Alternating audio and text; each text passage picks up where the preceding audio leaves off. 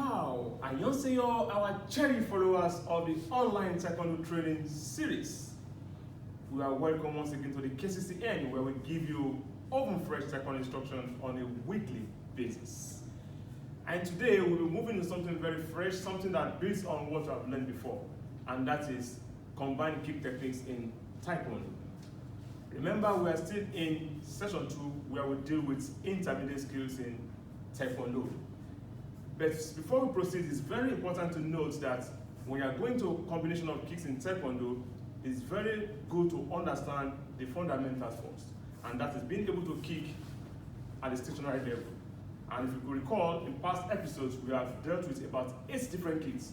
Some of them linear kicks, and some of them turning kicks. And as instructors, before you go to a combination, it's very advisable for you to train your athletes to execute the kicks one by one in stationary movements. When you do that, you go to another kick like that, one by one in movement. Then from there, you can execute the combined kicks, which has 2 variations. It could be at the spot, or it could lead you into motion, which as well could be jumping or on the floor. You are welcome to session 2, episode 5. Combination of Taekwondo kicks. There are variants of combination. It could be same kick you combine, or you combine different kicks. And if you're combining same kick, it could be of the same level or of different level. If it's the same level, it's one thing. If it's different level, it's another thing. And it could be a stepping. But before we do this, we have to understand the movement forward and backward. If you don't understand how to move, your landing may be in a very wrong position. Secondly, after kicking the first kick, the end point of the first kick will determine how perfect and how fast your second kick will be. For instance, if you want to kick up chegi down and the second one up, it could be on the stationary, or you can do it using it to cover distance. If you do it, it looks more like jumping, but it's not jumping. The second one is combining knee raising with kick. When you combine knee and you kick, it's another variation. At the same time, I can use the 2 to cover distance. You do, this is used to cover distance, while you can use the other one to cover distance as well. The 2 is okay, but they are useful in different manners. The second variation is combining different kicks, like abdullah checking. You want to combine it with another advanced technique. It could be of the same leg or of different leg. For instance, if you combine dole checking with yoke checking, still on the same line, but it may involve you combining dole checking, then you go to do checking. This, your landing for the first kick will determine the speed and your balance after kicking the second kick. These are one part of the things that we have to take very careful and note of. Now, all these movements will lead us to advanced kicks, which is jumping kicks. For instance, if you want to jump for up checking, you raise the first knee up.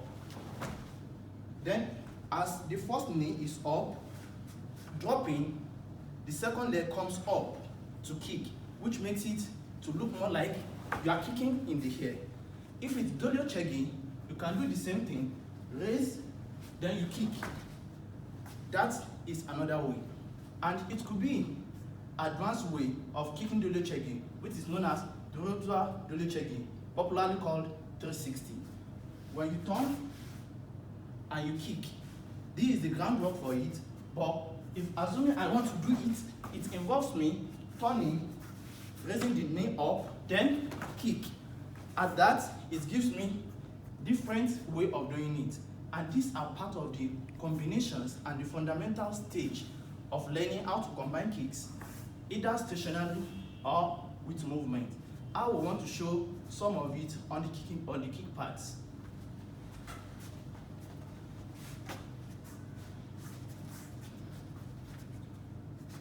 Actually, on the station,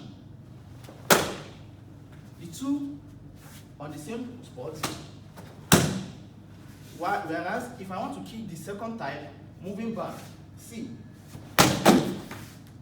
I use it to cover the distance to come close to him. The same thing if I want to use apoligi for the same variation. The first one will be apchigi, the second one will be apoligi.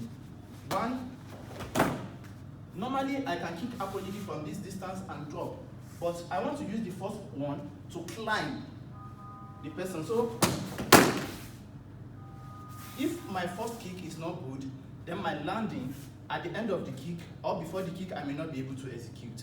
These are the main thing we want to bring out. Your landing determines how effective your second kick will be. Fantastic. Good explanation out there. We have seen two ways to do the kicks, either to do it as duba dancing or doing it as twirl archery, which means the two ways he explained is when you do it as duba dancing, the two legs in the air, and the other way he explained is when you do it as twirl, raising one knee and use the other one to kick. And as instructors, we implore you to teach this one by one. Don't rush the two. Start with twirl, twirl archery, twirl dolio, then now go to duba dancing archery or duba dancing dolio, which leads to also Baliumba. These are ways to teach it. Treat! Chungye!